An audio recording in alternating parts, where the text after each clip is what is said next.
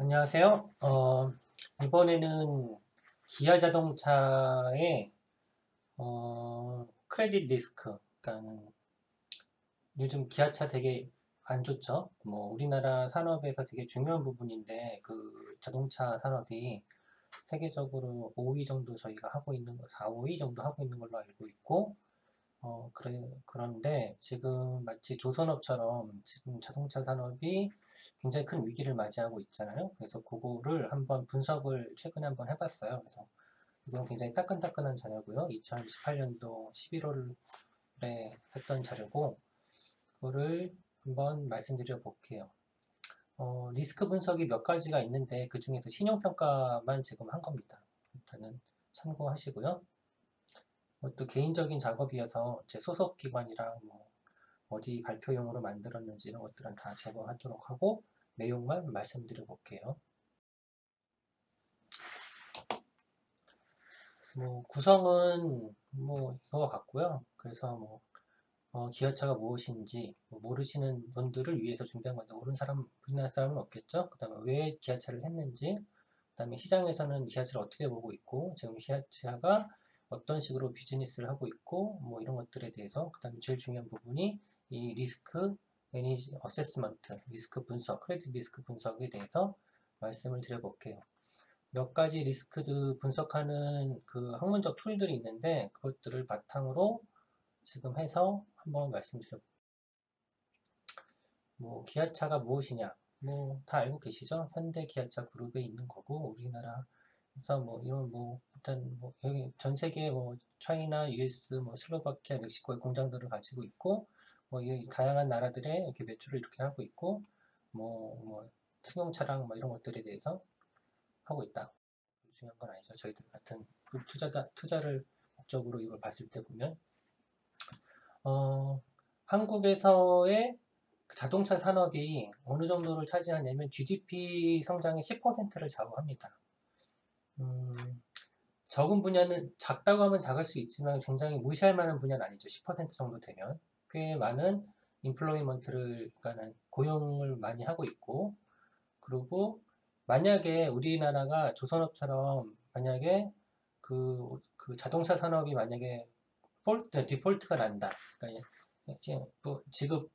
지급 불가능 상태? 뭐 아무튼 뭐 그런 거가 디폴트가 된다고 치면은 어떻게 되느냐면 단순히 GDP 10% GDP 10%를 잃어버리는 거만이 아니죠. 얘네들이 엄청난 고용을 하고 있기 때문에 얘네들이 다 실업자로 된다 가정을 하면 이거는 시리즈 문제를 만들어낼 수 있죠. 2차적인 문제, 3차적인 문제를 막 만들어낼 수 있고, 특히 어, 그 현대기아만 지금 이 정도 인플로이먼트를 가지고 있다고 하는데 계열사들이랑 그다음에 그 협력사들을 다 합치면 이보다 더 많은 산업들이 굉장히 많은 의존도를 가지고 있는 상태죠. 그래서 이 실업률이 버드는 우리나라가 감당할 수 없는 수준으로 저는 예상을 합니다. 지금 데이터를 뽑아본 건 아니긴 한데, 그렇고 현대기아가 전체 오토모빌에서 80%를 차지하고 있어요. 80% 전체의 고용시장에서 80%를 차지하고 있으니까 거의 현대기아가 우리나라 산업 전부라고 얘기할 수 있을 정도 수준이죠. 그렇고요. 그래서 만약에 우리가 자동차 산업을 잃어버리게 된다면 좀 조선업이 다시 좋아졌죠. 옛날에 비해서. 한때 되게 위기였고 대량 실직 상태 일어나고 막 이랬었는데, 그때 만약에 다시 좋아졌지만 또 얼마나 갈지 모르죠. 근데 전반적으로 이 양상이 되게 비슷한 형태로 지금 가고 있다고 지금 보고 있어서 굉장히 사람들이 불안해하고 있죠. 그래서 한번 분석을 한번 해봤어요, 저희가. 분석을 해봤는데 일단은 어, 비즈니스 스코어를 이게 해외 사이트에서 이런 기업을 분석해주는 사이트가 있습니다. 그래서 요거를 이게 마켓스크린닷컴이라는 이 사이트에서 이런 것들을 해주고 있어요. 그래서 이렇게 보니까 우리나라 산업도 우리나라가 이 검정색인데 전체적인 검정색인데 보면은 대부분 이제 EPS, earning per share 해서 주식당 얼마나 벌어들이느냐 이런 걸 본 건데 이런 거 우리나라 전반적으로 낮아요. 그로스도 낮고 profitability, 그러면 뭐 수익성인데 수익성은 뭐 고만고만한데 전반적으로는 뭐 일반적으로 지금 고용이랑 이쪽이 되게 안 좋은 상황이에요. 자, 이쪽이 어닝 퀄리티 결국 다 지금 어닝에 대한 문제들이 우리나라가 저성장 상태로 들어갔고 지금 거기에 대한 모멘텀이 약하다라는 분석들이 많이 나오고 있죠. 다 이미 알고 있는 부분들이죠.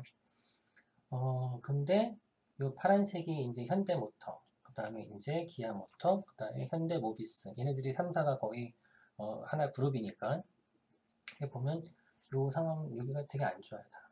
여기 어닝 엄청 안 좋죠. 그로스도 엄청 안 좋고, 그 다음에 어닝 퀄리티도 엄청 안 좋고, 다 똑같아요. 얘네들 다 거의 비슷해요.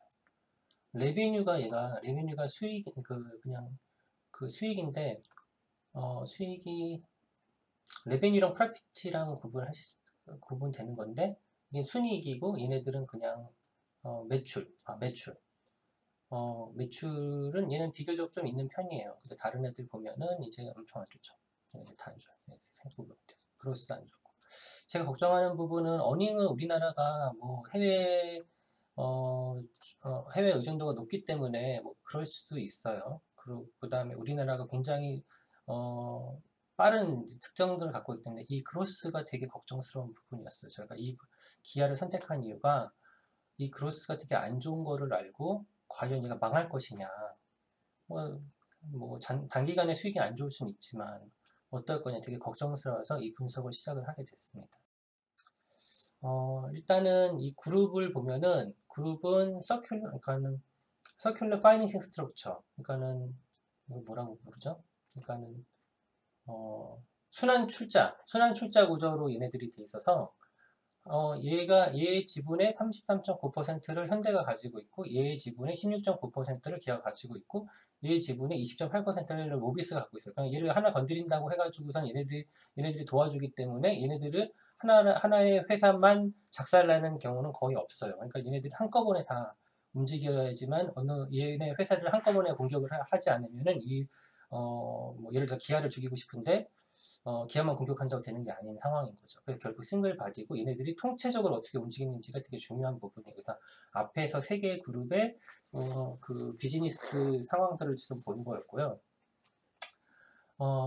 그리고 한편으로는 만약에 이제 이 세 개 중에서 하나가 전반적으로 다 상태가 안 좋은데 어느 한쪽에 공격이 들어갔을 경우에 다른 데가 도와주지 못한다면은 어떻게 봐서는 얘네들이 하나가 죽어 이렇게 세 개가 몰살해버리는 그런 특성들이 있어요. 그래서 기아를 측정한 이유는 원래는 자동차 산업을 다 보는 데 있어서 그냥 이제 기아만 제가 찍어서 봤죠. 이유는 시리즈 디폴트가 일어날 수 있는데 보통은 일어나는 것들이 보통은 엔드 프로덕트 쪽에서 먼저 시그널이 강하게 나와요. 보통 이제 부품 업체나 2차, 3차 업체들 경우에는 그게 프런트 그 고객을 중심으로 해서 고객의 이제 프론트 엔드가 있고 이제 그 세컨 엔드 이제 뭐 이렇게 부품 산업 이렇게 있잖아요. 우리가 유저라고 치면은 보통 돈은 여기서 제일 많이 벌립니다. 여기서 제일 많이 벌리고 여기서 이제 캐스케이딩이 이렇게 일어나면서 돈이 이렇게 진행을 하게 되죠.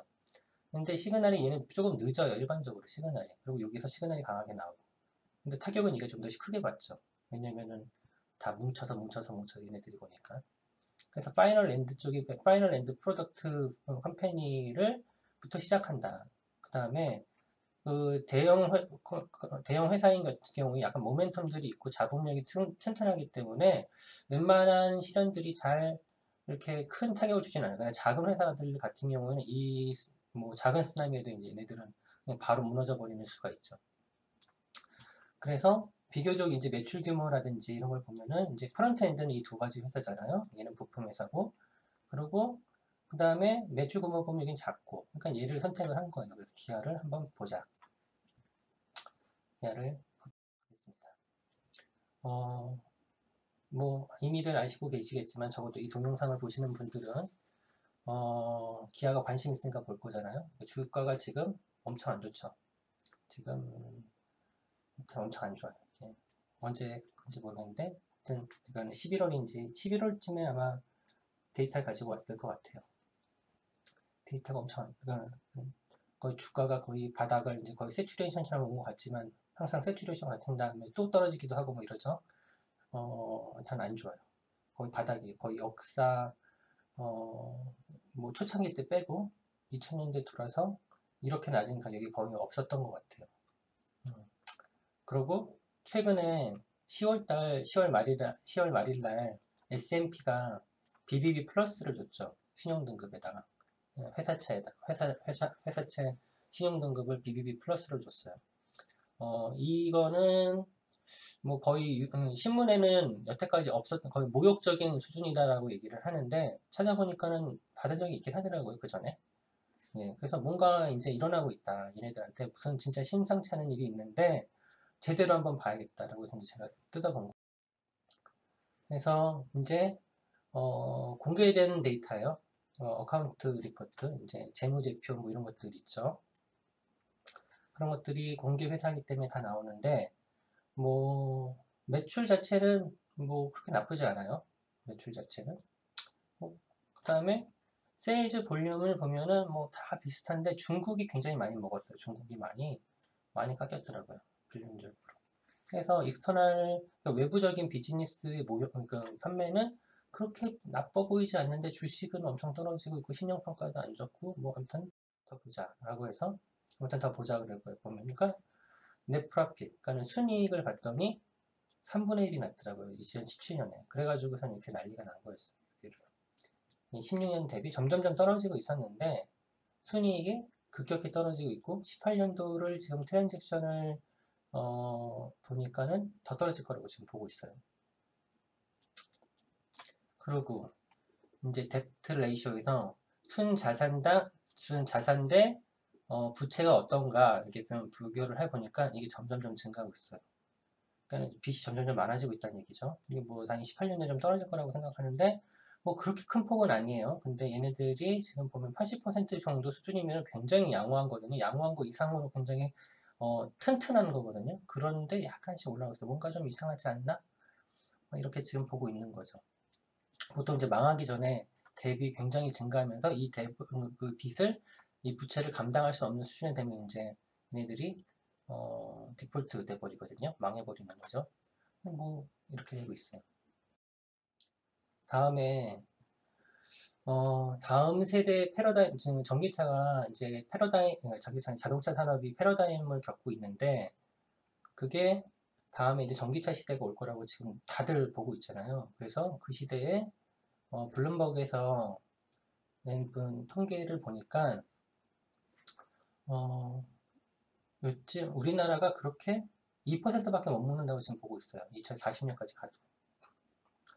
이 정도면 거의 성장을 이제 요즘까지는 이제 성장 시대고 이제 세츄레이션 시대인데 2030년대 중반쯤 되면 한 2035년 뭐 30, 뭐 초중반 정도 되면은 세츄레이션 포인트에 진입했다고 지금 보는 건데 시장이 그때에 결국 2%까지밖에 못 먹을 거다라고 지금 보고 있더라고요. 근데 다른 자료들도 있어요. 지금 이건 지금 전기차 중심으로만 얘기를 한 거기 때문에 그리고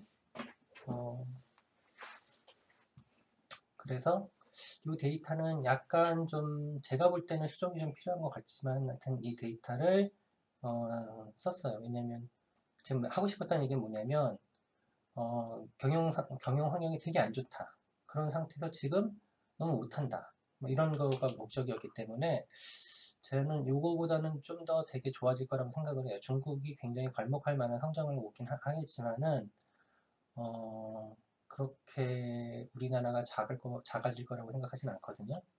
지금 이 평가는 제 생각에는 전기차에 대한 투자나 이런 것들이 비교적 적어요. 우리나라 그 현대나 그 기아가 그쪽에 대한 투자들이 굉장히 적고 생각보다 적죠. 이렇게 뭐 굉장히 그 도전적으로 준비하고 있지는 않거든요. 하여튼 그래요. 그리고 그러면 이제 뭐 자동차에 대해서는 시장은 그런데 그러면 이제 시장 볼륨이 엄청 커져 버리면은 뭐 2%라도 지금보다 더 커질 수 있는 상황이잖아요. 그래서 시장 환경들을 계속 봤더니 이게 IMF에서 나온 이제 경제 추이 GDP 그로스 레이트인데 뭐 별반 뭐 그냥 스테이블하게 지금 보고 있어요. 월드 어드밴스는 오히려 떨어질 거라고 지금 보고 있고 그 다음에 이머징 마켓도 뭐 증가하긴 하겠지만 뭐 그렇게까지 뭐 그렇게 뭐 엄청나게 있을 거라고 지금 보고 있지는 않아요. 근데 IMF 이 데이터는 일반적으로 항상 틀립니다. 일반적으로 틀린데 이런 거 원래 다 예측 못했거든요. 이 정도 이런 거 잘 예측 그 당시 잘 못했어요. 이것도 잘 예측 못했고요. 이 IMF 데이터는 그냥 일반적인 요 시나리오를 바탕으로 해서 몬테카를로 시뮬레이션으로 보통 이렇게 그리니까 이런 그냥 비슷한 커브가 항상 그려지게 돼 있어요. 하여튼 하고 싶었던 내용은 그냥 체감적으로도 그렇죠. 이제 뭐 월드 이코노미가 굉장히 부밍을 지금 한 5년 사이 맞을 것이다. 어느 누구도 그렇게 예상하지 않죠. 그런 상황에서 이제 기아모토가 어떻게 될 것이냐. 만약에 이제 환경도 안 좋고 얘네들 지금 매출도 줄고 있고 그러면 이제 얘네들 디폴트 나는 거 아니야? 얘네들 망하는 거 아니야? 한번 보자고요. 그래서 일단은 크레딧이 너무 좋아 보였어요. 제 생각에. 일단 이제 뭐 발행 기간까지 자세히 안 보고 막 봤을 때 보면 AA 플러스 같은 거 막 받고 막 A만 항상 뭐 우리나라 기업이 이렇게까지 좋은가 막 해서 뭐 했는데 항상 더블 A 플러스 막 이런 것들을 막 주고 그러더라고요. 근데 자세히 이제 봤죠. 그랬더니 한국 기업 평가에서 주는 것들은 일반적으로 더블 A 플러스를 주고 S&P에서 주는 것들은 뭐 좀 더 안 좋게 주더라고요. 조금 안 좋게 주고 그래서 트리플 B 플러스를 받은 적이 있죠. 뭐 A 마이너스 받고 조금 얘네들 말고 이 데이터 말고도 다른 기관에서 한 것들도 같은 연도 있는데 일반적으로 S&P가 좀 짜게 줍니다. 그래서 이거를 어떻게 줬는가 나라면은 어떻게 줄 것인가를 이제 분석을 했는데 그거를 하는 게 알트만 Z 스코어라는 게 있어요.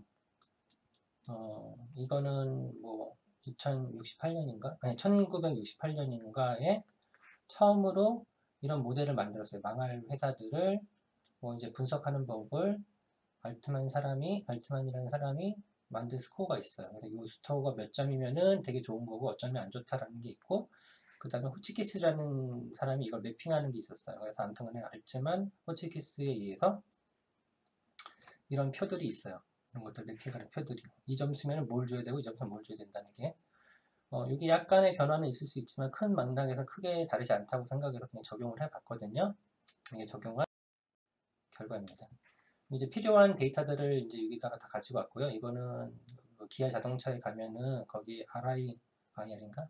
아무튼간에 거기 실적 표시를 해주는 것들이 있는데 그 실적 재무제표를 바탕으로 해서 우리가 필요한 데이터만 추출해서 이제 여기다가 적어놓은 거고 그거를 표값으로 이게 Z 스코어를 위해서는 X1, Z 더블 프라임 스코어를 위해서는 이거 해서 이것들을 이렇게 쭉 줘보니까 원래는 Z 스코어의 의미는 미국 회사를 중심으로 해서 분석을 한 신용평가 방법이고 Z 더블 프라임은 그 이머징 마켓이나 그 다음에 미국이 아닌 다른 지역에 대해서 해주는 방법이거든요. 그래서 봤더니 Z 더블 스코어의 경우 다 A 플러스가 나오더라고요. 트리플 A가 다 나오더라고요. 그리고 미국 회사 기준으로 이제 했더니 BB가 나오더라고요. BB가. 실제 스코어로 보면 S&P만 본다고 가정을 하면 대충 비슷한 것 같아요. 대충 생각보다 그렇게 터무니없는 막 신용평가를 주는 건 아니었어요. BBB 플러스를 이렇게 주고 있었고 BBB 플러스를 준 게 더블 B인데 한 단계 정도 더 올려죠. 이게 여기는 이제 재무 성과가 더 중심으로 나오기 때문에 이거를 보니까 트리플 A니까 조금 더 줄 수 있는 것 같아요. 근데 확실히 2014년도보다는 안 좋은 환경이에요. 그때보다.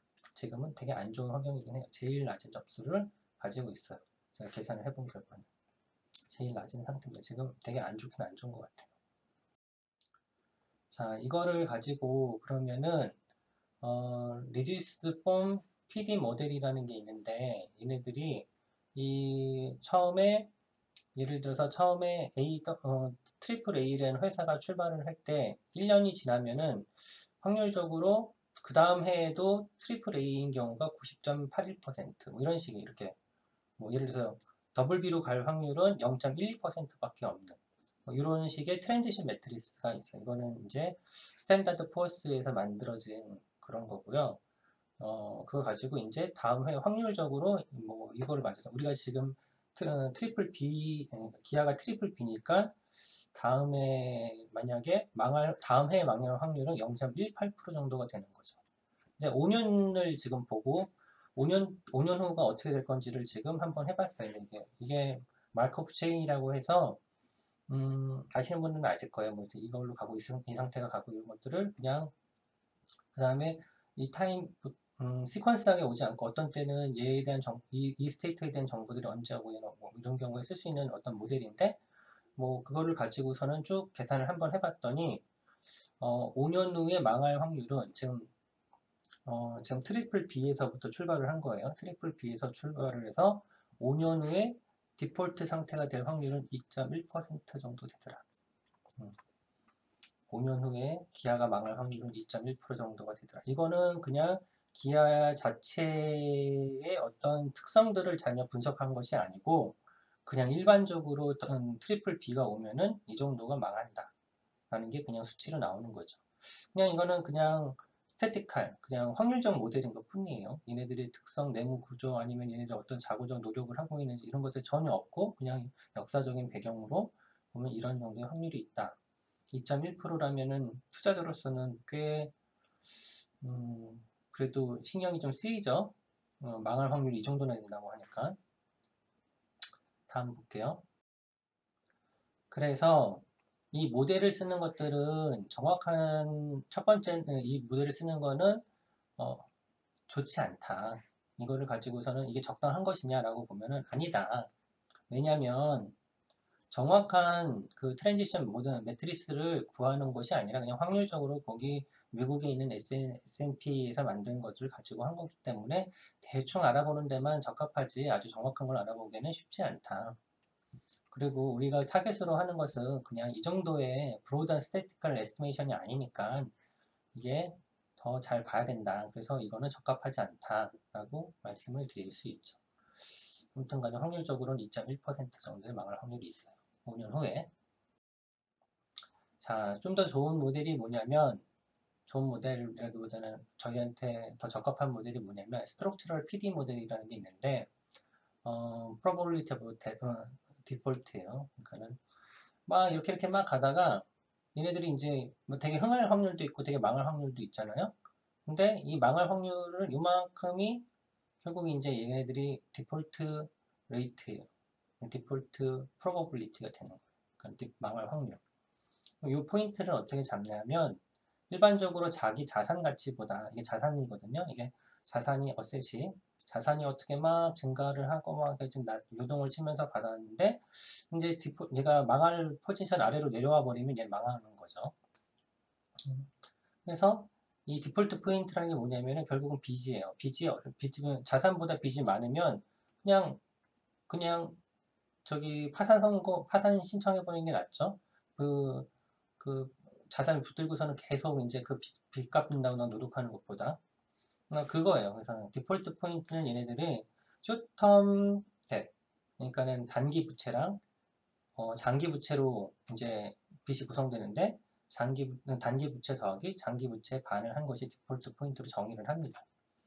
그래서 일반적으로 무슨 그 채권이나 아니면은 뭐 어떤 보통 이제 담보물을 가지고 있는 경우에는 담보물에 대한 어떤 그 담보물 가격보다 얘네들은 빚이 더 커지면은 이제 그냥 얘네들이 파산 선고해버리는 게 낫잖아요. 그것보다 그렇게 잡는데 얘네들은 디폴트 포인트라는 것을 이런 식으로 잡습니다. 자산 대비 얼마나 빚이 많은가를 가지고서는 그 확률적으로 정하죠. 이거의 특징은 그 회사 자체의 어떤 재무 구조라든지 이 데이터들을 바로 넣을 수가 있어요. 그래서 이 모델이 저희한테는 지금 더 적합한 모델이죠. 그래서 그러면 다시 물어봤죠. 이제 스트럭처럴 이제 프로버빌리티하고 디폴트가 적당하냐 이 모델이 신용평가용으로 적당하냐? 저는 yes. 왜냐하면 이 yes가 어카운팅 인포메이션 그러니까는 뭐 재무 구조를 다 집어넣을 수 있기 때문에 이 방법이라면 그래도 적당한 것 같습니다. 라고서는 했죠. 그리고서는 이제 실행을 했어요. 먼저 이제 우리가 필요한 게 그 어셋, 자산, 자산하고 우리가 필요한 게 빚이잖아요. 부채? 요 비율 가지고 만들어지니까 데이터들을 쭉 봤는데 데이터들이 이것도 당연히 그 재무제표를 가지고서 온 거고요. 거기서 봤더니 역사적으로 봤더니 자산이 이런 커브를 갖고 있더라고요. 이 환경이 2009년, 뭐 2010년 요쯤이 지금 글로벌 파이낸스 크라이시스 상태잖아요. 여기가 좀 안 좋았죠. 자산이 좀 줄었고 최근 좀 되게 안 좋다니까 이 상황들을 17년, 18년 요 정도를 거의 이거는 스트레스 환경이다. 안정 환경이고 다른 시기 이렇게 갑자기 튀는 애들 빼고 한 이 정도 되는 애들은 지금 이 시기들은 일반적인 환경이다 라고서는 얘기를 할 수 있을 것 같아서 그거를 바탕으로 얘네들이 자산이 자산 성장률이에요. 자산 성장률을 봤더니 대체로 요 환경 여기 이제 노멀 환경이 11%, 11.86% 정도가 자산이 성장하고 있었고 거기에서의 스탠다드 데비에이션은 거의 2.645%가 됩니다. 라고서 이제 분석이 나왔죠. 샘플이 그렇게 크지 않기 때문에 굉장히 많았으면 더 많은 더 신뢰할 수 있는데 재무제표가 원래 1년에 하나씩밖에 안 나오니까 뭐 10년 해봐야 10개밖에 안 나오죠. 그거 가지고선 대충 이제 나눠본 거예요. 불밍은 우리한테 의미가 없고 노멀 환경하고 스트레스 환경에서 어떻게 될 거냐 이제 특히 스트레스 환경은 더 데이터가 적기 때문에 이 신뢰도가 더 훨씬 적고 시그마가 그래서 일반적으로 작습니다. 데이터가 적기 때문에. 근데 일단은 그냥 넣었어요. 그래서 기아의 그 자산 성장률은 이렇게 됩니다. 라고서는 이제 표본을 뽑았죠. 그냥 수학적으로. 다음에 우리가 필요한 것이 부채죠. 부채 성장률을 봤어요. 부채를 바탕으로 한 디폴트 포인트의 성장률을 봤어요. 일단은 디폴트 포인트를 이렇게 봤더니 그걸 다 계산을 한 거예요. 그래서 계산을 했더니 일반 환경에서는 뭐 이 정도 나오고 디폴트 포인트가 일반 환경에서 증가하죠. 7.88%, 그 다음에 시그마는 9.56%. 스트레스 환경에서는 마찬가지로 오히려 빚이 줄어요. 마이너스 4.36%로 줄고 그 다음에 시그마는 그렇게 되죠. 이게 되게 큰 의미가 있어요. 이거 마이너스라는 게. 일반적인 회사에서 정상적으로는 원래 시장 경제에 의하면 이자율이 그러니까 스트레스 환경에서는 이자율이 증가하고 노멀 환경에서는 이자율이 낮게 돼 있거든요. 그러면 스트레스 환경에서는 기업들이 돈을 안 빌려가야 되는데 스트레스 환경에서 돈이 없다 보니까 비싸게 그냥 막 빌려요. 유동자금을 많이 확보해야 되기 때문에 막 증가해요. 근데 얘 같은 경우에는 지금 줄어들고 있죠. 시장 가장 심플한 모델대로 얘가 움직인다는 거예요. 결국 얘는 되게 건전한 회사라는 거죠. 일단 되게 건전한 회사구나. 그래서 여튼간에 이제 스트레스 환경에서도 그 부채가 줄어드는 환경 하기 때문에 굉장히 스테이블한 회사다. 매니지먼트를 하고 있다. 이 데이터가 되게 중요해요. 이 데이터를 나중에 쓸 거니까 이 데이터를 추출했어요. 자, 이걸 가지고 몬테카를로 시뮬레이션을 합니다. 뭐 다른 것들도 많이 더 넣어야겠지만은 지금은 뭐 제가 이거 돈 받고 하는 게 아니니까 그냥 간단한 제가 필요해서 하는 거니까 그러니까 간단한 아까 전에 그 모델들 가지고서는 5년이 지나면 얘네들이 어떻게 될 것인가를 이제 했어요. 5년에 이제 데이터 커버가 보면 이런 게 되겠죠. 5년 정도 지나면 그래서 그것들을 이렇게 히스토그램으로 표현한 게 요거예요. 이제 지금 요것은 지금은 어셋하고 디폴트 포인트 아까 전 그거랑 얘네들이 요거예요. 근데 얘네들이 겹쳐야지 맨 마지막에 어셋이 디폴트 포인트보다 낮아졌을 때 이런 포인트들이 발생을 해야지 얘가 망하거든요. 지금 어셋보다 얘는 지금 디폴트 포인트는 위인데 뭐 어셋이 낮아야지 이게 되는데 이 겹칠 확률이 얘네들 없죠. 일반 환경에서. 그러면은 얘가 망할 확률은 0%예요. 스트레스 환경에서도 보면은 스트레스 환경에서는 얘도 자산이 뭐 더 늘어난다고 가정을 해도 지금은 샘플이 적기 때문에 뭐 얘네들 2배라 하더라도 2배쯤 늘린다고 하더라도 만날 확률은 없어요. 그러니까 얘도 망할 확률은 없구나. 기아는 안 망합니다. 결국은 얘기를 하면. 자, 근데 더 말씀을 드려볼게요. 이게 이제 그러면 언제쯤이면 망하게 될까 생각을 해봐요. 한번 그냥 말도 안 되는 가정을 한번 해보세요. 익스트림 스트레스 케이스라고 해서 세일즈 프로핏, 그러니까는 매출 후 영업 순이익이 1%로 떨어졌을 때, 할 때 어느 정도가 될 것이냐. 그러면 이제 적자가 나기 시작을 해요. 자, 이거의 단위는 이제 밀리언이니까 해보세요. 이건 여기가 1억이고 10억, 100억, 1000억 마이너스 7.6조 정도의 지금 영업 손실이 일어난다. 영업이 아니라 순손실이 일어난다. 가정했을 때 하면은 토탈 그로스 레이트가 그러니까 자산 성장률이 마이너스 14.7%나 됩니다. 엄청난 환경이죠. 말도 안 되는 그런 얘기죠. 이 정도까지 됐을 때 어떤가를 이제 본 거예요. 그리고 스트레스 환경에서 스탠더드 데비에이션이 너무 적은 것 같아서 이것도 확 늘려버렸어요. 근데 뎁은 일반적으로 뎁이 그렇게 크게 증가하지 않고, 그러니까는 부채가 크게 증가하지 않고 어떤 규모를 가지고 있으니까 그 데이터는 확실한 거니까 그건 그냥 놔두고 이런. 그러니까 이제 겨우 겹쳐요. 여기가 이렇게 겹치죠. 결국은 이제 요거에 대해서 요게 이제 결국은 망할 확률이 되는데 그걸 계산을 어떻게 하냐면 만약에 여기라고 가정을 여기다가 디폴트 포인트가 여기라고 가정을 하면 요만큼이 이제 망할 확률이 되겠죠. 만약에 디폴트 포인트가 여기라고 하시면 요만큼이 망할 확률이 되겠죠. 여기라고 하시면 이만큼이 망할 확률이 되겠죠. 이것들을 다 더해서 그 디폴트 포인트 다 각각에 대해서 구하고 디폴트 포인트가 나올 확률을 곱하고 막 이렇게 해가지고서는 구했어요. 이제 계산 과정은 다 관심 없으실 테니까 이 경우에 이제 결국은 다 이제 뭐 이거 디폴트 포인트 이걸 때 얘네들이 디폴트 포인트가 나올 확률은 얼마고 그때의 자산이 이거 이하의 확률은 얼마이고 뭐 이런 것들 쭉 계산을 해서 봤더니 이거는 이제 딱 여기 다 더하면 되는데 더해서 결국은 0.1423% 142% 이렇게 익스트림한 그 다음에 스트레스 환경에서도 얘네들은 망할 확률이 이거밖에 안 됩니다. 결국 기아차는 안 망해요. 우리나라 산업, 자동차 산업은 망하지 않습니다. 저거랑은 좀 많이 다른 환경인 것 같아요. 제가 조선업은 제가 분석을 그때 안 해봤었는데 지금이랑은 자동차 산업이 망할 것 같지는 않아요. 자, 그러면 이제 만약에 망한다고 쳤을 때 이제 로스가 몇 퍼센트가 생길 것이냐. 그리고 이제 만약에 뭐 1000억을 빌려줬는데 얼마를 받을 수 있을 것이냐 망한다고 가정했을 때 이렇게 계산을 하는 게 있거든요.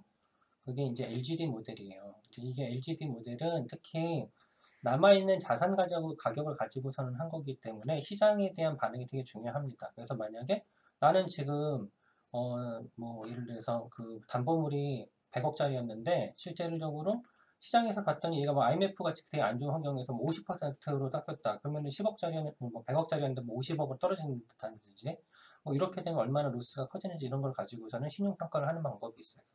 그거를 했죠. 해봤죠. 그래서 일반 노멀 환경에서는 뭐 당연히 망할 확률이 없겠으니까는 로스 확률들도 당연히 없죠. 이거는 지금 LGD 제가 활용한 LGD 모델은 앞에 그 PD 모델이 선행돼야지만 되기 때문에 근데 익스트림한 케이스는 있었기 때문에 그걸 계산을 쭉 보면 뭐 하여튼 지금 얼마 안 돼요. 그러니까는 3,100만 원 정도를 잃을 확률이 있어요. 3,100만 원. 큰 회사에서 3,100만 원이면 그냥 예, 부채를 다 이제 청산했을 때 3,100만 원 정도 손실이 있을 수 있습니다. 그것도 5년이 지났을 때까지도. 그러니까 스트레스 환경을 5년을 연속으로 맞았을 때도 한마디로 망할 확률이 없는 거죠. 이걸 다 계산한 거고요. 뭐 결국은 굉장히 슈퍼 로버스트 폼이다 라고 얘기할 수 있을 것 같아요. 뭐 제가 재무제표를 보여드리면서 말씀을 안 드렸는데 지금 얘네들의 그 현금 유동 자산이 엄청납니다. 현금 유동 자산이 엄청나서 망할 것 같지는 않아요. 근데 되게 이제 그냥 요 한마디 해주려고 이렇게 참 오래 한 건 아니에요. 되게 말씀드리고 싶었던 게 뭐냐면 지금 얘가 동면 상태를 상태에 들어가 있는 것 같아 보여요. 이제 저는 이제 뭐 요거는 그냥 앞에서 한 것들이니까 별 의미가 없고요. 그냥 이것들도 뭐 이렇게 분석하면 좋겠습니다라고 해서 별 의미가 없고, 우리들은 이 회사가 어떻게 될 것인가가 되게 궁금하잖아요. 어떻게 움직일 것인가에 대해서. 첫 번째, 패러다임에 적극적으로 준비하지 않습니다. 넥스트 패러다임.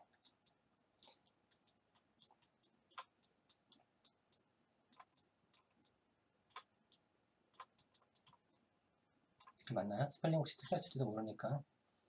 뭐, 오더였으면 알아서 고쳐줬을 텐데. 하여튼 간에 넥스트 패러다임에 적극적으로 준비하지 않아요. 얘네들의 특징은. 지금 하고 있는 구실들은 보면은, 제가 매니저라고 보더라도 아마 그럴 것 같아요. 지금 시장이 어떻게 확실히 되어 있지도 않고, 자동차 같은 경우 인프라가 굉장히 중요한 상황인데, 그리고 또 전기차 같은 경우는 기술력이 그렇게까지 높게 필요하지 않거든요. 중국이 자동차 회사를, 전기 자동차 회사를 이렇게 밀 수 있었던 이유 중에 하나도 기술 장벽이 그렇게 높지 않아요. 빨리 따라잡을 수 있는 거예요. 그 다음에 이건 인프라 산업이기 때문에 정부의 어떤 노력이나 이런 것들이 뒷받침되지 않으면 망할 확률이 큰 거예요. 그러니까는 반드시 정부의 어떤 도움을 받거나 세계적인 트렌드가 잡히지 않으면 섣불리 움직이지 않는 게 현명한 판단이라고 생각을 합니다. 저도.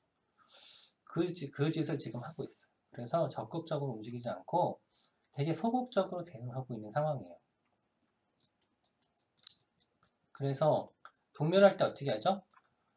곰 동면할 때 보면 많이 먹고 그 다음에 잔 다음에 겨울 동안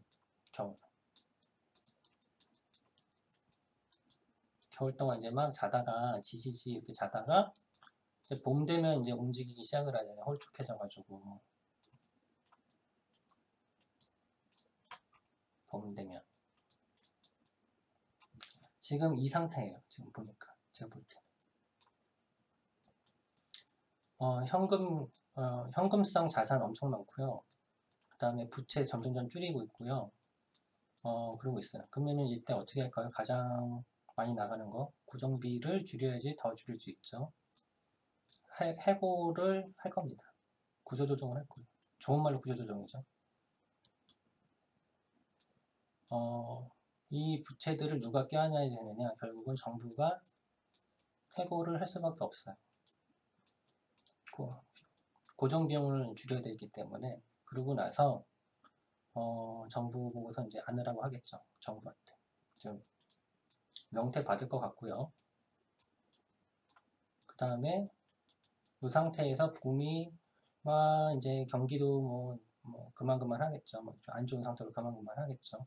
기회의 시그널들이 정확히 나오게 되겠죠. 제가 듣기로는 수소차가 지금 한방으로 지금 보고 있는데 그 자료를 좀 찾아봤는데 수소차로 갈지 전기차로 갈지에 대해서는 아직도 분분하더라고요. 근데 제 생각엔 둘 다 갈 것 같아요. 장단점이 둘 다 있어서 어느 한쪽으로 흡수가 될 것 같진 않아요. 양분화 된다고 치면 예를 들어서 산업용은 뭐 수소차로 가고 가정용은 전기차로 가고 뭐 이런 식까지는 갈 수 있을 것 같고, 아무튼 간에 같은 시장에서 두 가지가 아마 동시에 존재할 것 같아요. 휘발유차는 잘 모르겠어요. 휘발유차가 저는 없어질 거라는 생각도 있었는데 생각보다 없어지지 않을 것 같은 생각도 좀 있고요. 그래요. 그래서 이 상태가 됐을 때 새로운 막 이제 CEO도 아마 이거를 버텨내는 CEO들은 되게 힘들겠지만 이 CEO들은 토사구팽이 될 겁니다.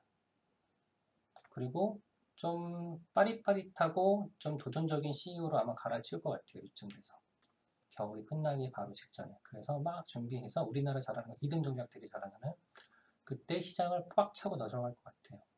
그래서 주주나 같이 뭐 스탁을 가지고서는 이제 가치 투자로 가지고 계신 분들은 첫 번째 말씀드리고 싶은 것들은 기아 현대는 망하지 않는다. 그리고 가치 투자로는 오래 들고 계셔야 됩니다. 그리고 이때 주가가 엄청 오를 거니까 지금부터 안 좋은 몇 년간 있겠죠. 그 몇 년간 동안 계속 조금씩 모아 계시고 확대하시는 것도 나쁘지 않다. 이런 말씀을 드릴 수 있을 것 같습니다. 네, 이상으로 기아 자동차를 모티브로 해서 신용평가를 한번 알아봤습니다.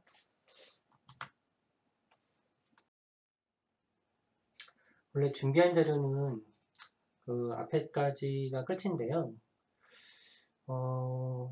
그러면 이제 정부와 기술자들은 이 기아 자동차의 구조조정에 어떻게 대응을 하는 것이 좋을 것이냐를 말씀을 좀 드려보는 게 좋을 거라는 생각이 좀 들어서 주제 담기 한 장을 더 준비했습니다. 여기는 이 페이지는 데이터 없고 그냥 제 개인적인 생각만 가지고 말씀을 드리는 거고요. 전문적으로 아마 연구하시는 분들이 많이 계실 거예요. 이런 정책이나 이런 것들은 국가에도 계실 거고 현대기아에는 당연히 계시겠죠. 근데 그래서 한번 말씀을 드려볼게요. 이제 기아 자동차가 동면을 준비해서 겨울을 지나고 이제 봄이 오겠죠. 봄에는 패러다임이 바뀌는데 크게 세 가지로 보고 있어요. 하나는 전기차, 다른 건 공유경제, 다른 하나가 지능형 드라이빙, 지능형 자동차. 전기 자동차는 결국 수소도 포함하는 거고요. 공유경제는 보통 보면은 요즘 한국에서 그 유행하는 소카 이런 거 되게 이런 거 있잖아요. 빌려 쓰는 거. 그런 것들 있죠. 이런 것들이 들어갈 거라 생각하고 지능형 자동차는 아마 자체적으로 연구소에서 하고 계시겠지만 저희가 볼 때는 이거는 자동차 회사가 가져갈 거는 아니라고 지금 보고 있어요. 이거는 구글이나 네이버나 이런 애들이 가져갈 거라고 지금 보죠. MS나 이런 애들이 가져갈 건데 저는 개인적인 바람은 현대자동차는 구글이랑 붙었으면 좋겠어요. 구글이랑 좀 붙으면 좀 좋겠다라는 개인적인 바람이고요. 현대기아자동차는 이런 시대가 하여튼 열린다고 보죠. 이런 시대가 열린다고 다들 보고 있고요. 그러면 지금 정면을 위해서 현금 자산을 최대한 지금 많이 확보하고 있죠. 현대자동차 얼라이언스 중에서도 기아자동차가 가장 현금이 좋아요. 아마 이 현금은 현대나 모비스로 좀 이동이 될 걸로 보이지만 아무튼간에 그렇고 여기서 그럼 이제 지출을 줄여야 되죠. 매출은 당연히 가금사할 걸로 봐요. 영업이익은 영업이익이 아니라 영업이익인가요? 넷인컴? 순이익, 단기 순이익 당연히 떨어지겠죠. 지금도 많이 떨어졌고요. 지금 매출은 거의 약간 올라가는 상태로 하고 있지만 이게 패러다임이 바뀌거나 이럴 때는 얘네들이 떨어질 수밖에 없게 돼 있습니다. 당연히 매출이 떨어지니까 순이익은 더 떨어질 거고요. 지금 원가 때문에 순이익이 떨어졌지만 그거는 숨은 빙산 일각이고요. 그렇고 패러다임적으로 보면은 지금 이런 서퍼링 기간이 존재를 해요. 지금 제가 볼 때는 요 시기에 들어온 걸로 지금 보거든요. 이 서퍼링 기간이 지나고서 새로운 패러다임, 이게 봄이 오는 거죠. 겨울이 지나고. 자, 그러면은 CEO 입장에서 한번 생각을 해볼게요. 엄밀히 얘기해서 회사는 세력이 주도를 하는 거거든요. 회사에 몇 가지 세력이 있고 그 세력 중에 어떤 세력이 이걸 맡아서 갈 텐데 이 세력의 임무는 세력들은 아마 모르시겠지만 이 겨울이 100이라고 보면 80% 정도 도달할 때까지 겨울에 유지해 주는 겁니다. 이 사람들이 해야 되는 궁극적인 기능은 이거예요. 아마 그분들이 서로 새로운 성장 엔진들을 막 준비를 해서 여기서 이제 성장 엔진들을 막 준비해서 하겠다고 할 건데 이것들이 아마 승인이 잘 안 날 거예요. 이사회 승인이 안 날 거예요. 첫 번째로는 이 기간이 회사에서 10년 이렇게 보고서는 프로젝트 하는 거 없거든요. 생각보다 꽤 긴 기간들인데 이 기간 동안에 어떤 단기적 성과를 못 내는 사업들이거든요. 이 연구소 사업들일 텐데 대부분 이런 사업들을 승인을 잘 안 해주죠. 뭐 액수 조금이면 하겠지만 뭐 갑자기 라인을 설치한다든지 이런 것들 아마 안 하겠죠. 그리고 그 라인을 CEO 입장에서도 강력하게 밀 수가 없어요. 왜냐하면 확신이 없으니까 어떤 공장 라인으로 만들어질지 모르는데 돈 쳐들여가지고서는 막 만들었다가 그거 안 돌면 그걸 어떻게 하겠어요. 그러니까 당연히 이사에서도 승인도 안 내고 CEO도 강력하게 밀 수 없기 때문에 성장 인지를 준비하는 게 굉장히 뭐 그냥 연구소 레벨에서 하는 정도 수준에서는 뭐 할 수 있겠지만 그 이상은 쉽지 않을 거예요. 그래서 결국은 이분들이 할 수 있는 거는 이 회사를 되게 건강하게 이 겨울을 넘겨주는 거예요. 그리고 이 사람들이 고생했으니까 새로운 패러다임이 왔을 때 성장 엔진들을 빵빵하게 채워서 막 붐업을 시키겠다 이렇게 하고 싶으시잖아요. 근데 그것도 안 돼요. 왜냐하면 이걸 넘어오는 하고 약간 습성들이 있는데 이것도 조직이 하는 거기 때문에 세력이 하는 거기 때문에 조직의 습성들이 있고 좀 그런 것들이 있는데 이때 굉장히 보수적인 마인드로 저희 다 물들어 있을 거거든요. 본인이 그렇든 아니든 간에 막 물들어 있을 거예요. 보수적인 마인드로. 그러니까 새로운 비즈니스를 하는 데는 굉장히 도전적이고 약간 리스크 테이킹한적인 것들을 가야 되는데 그런 성격이 안 차 있죠. 그러니까 이 사람들은 이때쯤에 되면은 아마 이분들이 구조조정이 될 거예요. 세력이. 그리고 새로운 애들을 이제 팔팔한 애들로 집어넣겠죠. 조금 더 젊거나 아니면은 뭔가 감각이 더 뛰어난 애들, 새로운 감각이 있는 애들, 이런 쪽에 그걸 집어넣고 못 모르니까 이제 뭐 무섭게 하겠죠. 그 다음에 주변에서는 막 돈 만들어내라고 계속 압박을 할 때고 그러니까 이제 뭐 그렇게 하겠죠. 그래서 이 사람들이 만약에 잡는다 하더라도 체력적으로 이미 너무 많이 소진이 돼 있을 것이고 정서적으로 그 다음에 이런 기회들을 정확히 잘 보시지 못하실 것 같아요. 그래서 아마 세력들이 좀 물갈이가 될 거로 뭐 탑은 안 바뀔 수 있어요. 탑은 안 바뀔 수 있지만 실무진들은 아마 많이들 바뀔 거로 지금 저는 생각을 합니다.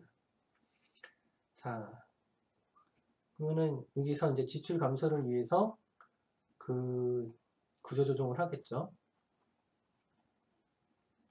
구조조정이라의 다른 말은 해고예요.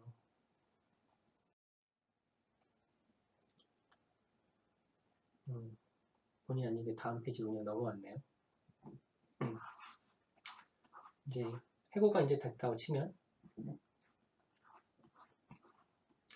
뭐 위로금 같은 거 뭐 명태금 이런 거 받아가지고 나오시겠죠.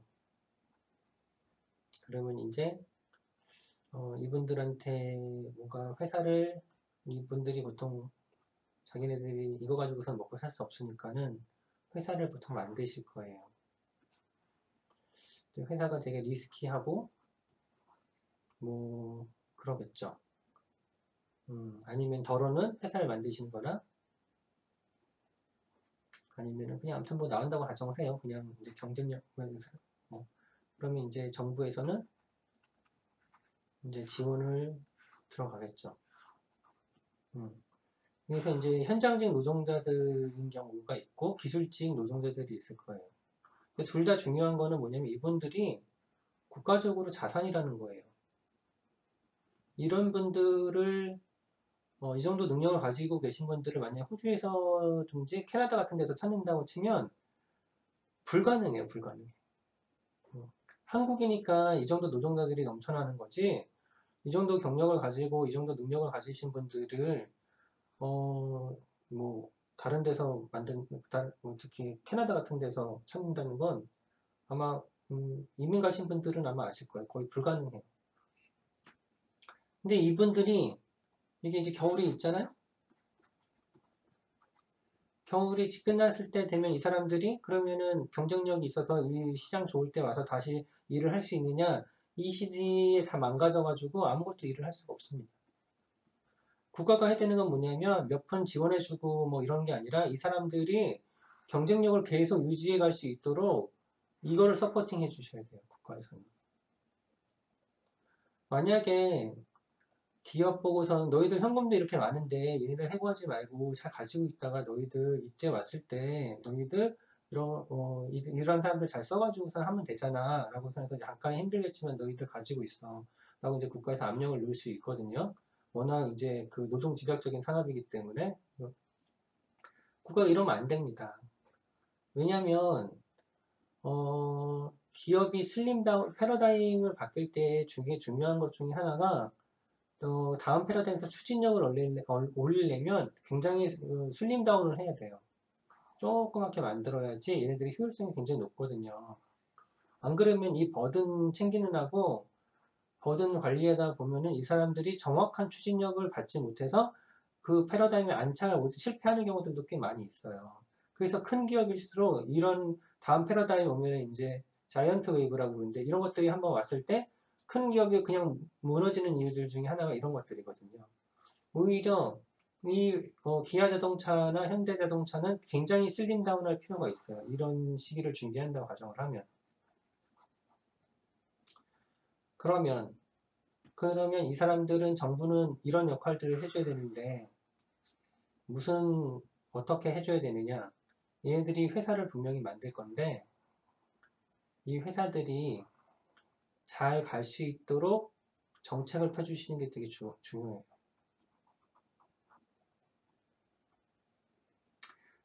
지금 같은 정책으로는 별로 도움이 안 되고요. 지금 뭐 무슨 벤처나 뭐 이런 거 지원 굉장히 많이 좋아졌잖아요. 이걸 좀 더 스마트하게 할 필요가 있어요. 지금 많이 좀 효율성이 굉장히 떨어진다고 알고 있거든요. 네, 여기서 말씀드릴 수 없는 여러 가지들 이유로 이걸 굉장히 스마트하게 할 필요가 있고, 그 다음에 또 이분들이 경력을 잘 쌓을 수 있는 것 중에서 해외로 기술이 나갈 확률이 꽤 있어요. 이거를 안 나가도록 해야 되는데, 이거 방지법 있고 뭐 이런데, 이거 솔직히 다 말도 안 되고요. 뭐 쌍용 보시면 알겠지만, 가지고 나갈 거 다 가지고 나가거든요. 이분들이 한국에서 뭔가 사업을 해서, 하기에 적당히 만들어 주셔야 되는 거죠, 제도적으로. 근데 정부는 제도 역할을 좀 잘 해주셔야 돼요. 제도 많다고 말씀하시는데, 솔직히 현장에 있는 사람들이 느끼기에는 제도나 정책 진짜 할 말 많거든요. 예. 되게 국가에도 되게 똑똑하신 분들 진짜 막 국제적으로 내놔도 다 훌륭하신 분들이 되게 많은 거 알고 있는데 현장에서 느낄 때는 좀 하여튼 할 말이 많아요. 예. 이런 것들이 효과적으로 받침이 된다면 이 겨울을 굉장히 보람차게 보낼 수 있지 않을까라고 생각을 합니다. 자, 노사에서 필요한 게 뭐냐면 지금 몇 푼 이런 거 아니에요. 지금 자르지 마라 이것도 별로 경쟁력 없어요. 예를 들어서 100명 자를 거 예를 들어서 80명 자른다고 가정을 해봐요. 원래 100명 자를 거였는데 80명 자르면 이만큼 이득 받죠. 근데 결국은 경제 모델에서 보면은 결국은 누군가가 버드는 어떤 시기든 간에 받을 사람이 받게 돼 있더라고요. 예를 들어서 100원짜리 하던 애들을 만약에 200원을 올리잖아요. 100원짜리 하던 애였는데 200원을 한 120원 올렸다고 가정합시다. 그럼 사람들이 그러면은 그 판매자 입장에서는 많이 팔았으니까 좋잖아요. 근데 이게 수요가 떨어져가지고서 결국 매출상으로 보면은 더 줄어요. 이득은. 이런 것처럼 한 사람한테 이득이 될 것 같은데 꼭 이득이 되는 게 아닌 경우들이 많이 있거든요. 이 경우에도 보면은 노사한테 이렇게 가잖아요. 그럼 버드는 회사로 갔기 때문에 노동자들한테는 뭐 다른 식의 뭔가 유지될 수 있는 게 다 깎여야 돼요. 결국은 노사는 무슨 일을 해야 되냐면 노사도 마찬가지죠. 패러다임에 빨리 회사가 적응할 수 있도록 도와줘야 되니까 이때 중요한 게 뭐예요? 결국은 회사는 기술력이고 기술력은 사람한테 나오죠. 교육이에요, 교육. 예전에 있는 그냥 직무교육 정도 수준이 아니라 그냥 이 정도 낮은 레벨의 직무 정도 수준이 아니라 완벽하게 바꿔줄 수 있는 정도의 교육을 교육 전문가들을 통해서 리프레이밍 하여튼 뭐라고 해야 될지 모르겠네요. 이노베이션 시킨 정도의 수준의 교육을 요구하시고 회사가 그거를 지원해서 그 스마트한 노동자들을 기술자들이죠 다 그것들을 확보하고 이 패러다임이 들어왔을 때 빨리 이 사람들이 리그루핑하고 리스트럭처링해서 이렇게 치고 나갈 수 있도록 해줘야 됩니다. 근데 이 사람들이 그럼 여기 교육하는 게 다 있잖아요. 약간 다를 거예요. 이 사람들이 해야 되는 건 뭐냐면 이 회사가 클 때쯤 되면은 결국은 우주공산인 영역들이 많이 있을 거거든요. 이게 플러그인 딱 될 수 있는 정도의 기술을 개발하고 계셔야 돼요. 그러면 아까 전에 CEO, 여기는 CEO 토사구팽 당하잖아요. 얘들 하고 싶은데 못 하잖아요. 얘네들 뭐 해야 되느냐? 이 세력들은 뭘 해야 되느냐? 얘네들 지원하고 있어요. 돈으로 지원하는 게 아니라 이제 네트워크도 좀 형성하고 계시고 몇 가지 그룹이 있겠죠. 여기서도 뭐 예를 들어서 뭐 디자인 하는 데들 뭐 몇 가지들 이렇게 있겠죠. 이런 애들을 잘 하고 지원을 네트워크 형성 적어도 술자리라도 계속 하시면서 네트워크를 하셔야 다음에 이 사람들이 끝났을 때는 이 세력은 유지가 안 된다고 봐야 되거든요. 그럼 이 세력이 이쪽에서 리딩을 하시거나 뭐 그렇게 되겠죠. 그럼 국가적으로 봤을 때 보면 이것들 다 국가 자산이거든요. 우리나라는 기술력으로 먹고 사는 나라이기 때문에 기술력을 전반적으로 보면 기술력이 뭐 지금 버드는 기업이 가져가진 않았지만 결국은 기술력이 다 형성되어 있는 상황이 돼야 되거든요. 그러면 겨울을 되게 보람차게 잘 보낸 거죠. 그렇다면 새 패러다임의 2등 전략이 아니라 한 1.5등 전략으로 굉장히 빠르게 들어갈 수 있을 거라고 보죠. 그게 윈윈 전략이 아닐까라고 생각을 합니다. 제 개인적인 생각이었고요. 제가 현장에 있지 않아서 현대기아 현장에 있지 않아서 보지 못하고 제가 겪지 못한 상황에서 말씀드리는 거니까 그냥 가볍게 들어주시고요. 좀 더 건강한 더 강력한 조국이 되었으면 합니다.